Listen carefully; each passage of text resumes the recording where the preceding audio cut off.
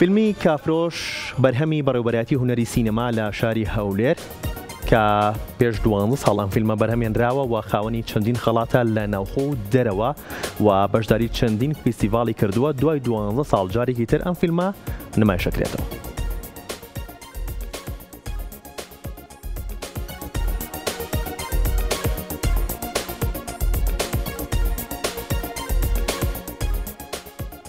بەڕێوەبەرایەتی سینەمای هەولێر لە ساڵی 2013 فیلمی سینەمای کچی کافرۆشی بەرهەمهێنا. فیلمەکە باز لە کچێکی کوڕ دەکات کە ساڵانی 1930ەکان باوکی کافرۆش بووە.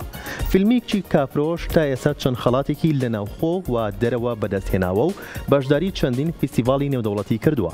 دەرهێنەری ئەم فیلمە دەڵێت شانازی یەکەم کەس بۆم لە ڕێگەی چیرۆکی کوردی بەرهەمەکە دروست بکەم.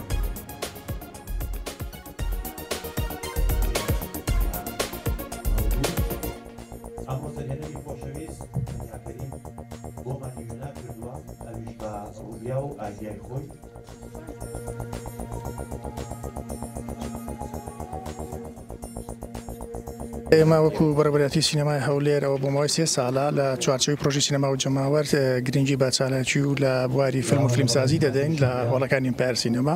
دیارە بۆ هەفتەیەش لە وەرزی پاییزە بیرمانەوە کردەوە فیلمێکی داستانێکی مێژوویی هەیە کە هەموومان پێی ئاشناین، کچی کافرۆش، کە خۆشبەختانە وەکو بەڕێوەبەرایەتی سینەمای هەولێر لە ساڵی 2013-2014 کردمان بە فیلم و ئێستا فیلمەکە بەشێک لە فیستیڤاڵەکانی بڕیوە، بەشێک لە بینەران بە شێوەی تیکت ئیشی کردووە، خەڵکی زۆر بینیوی، بەڵام ماوەیەک بوو ئەو فیلمە لە بەرچاوی خەڵک بوون بوو بۆ پاشمان زانین جارێکی تر بیخێنە بەردیدی ئەو بینەرانی کە خەڵکانکی زۆر داوای دەکرد.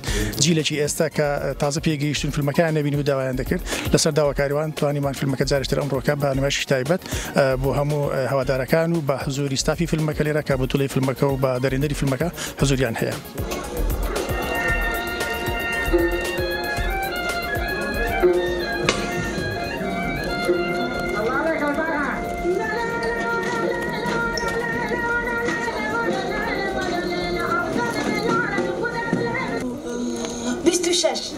فيلم لێ نەکەی ها؟ لا بە سۆفێر لێ ناکەم. باشە چەندە؟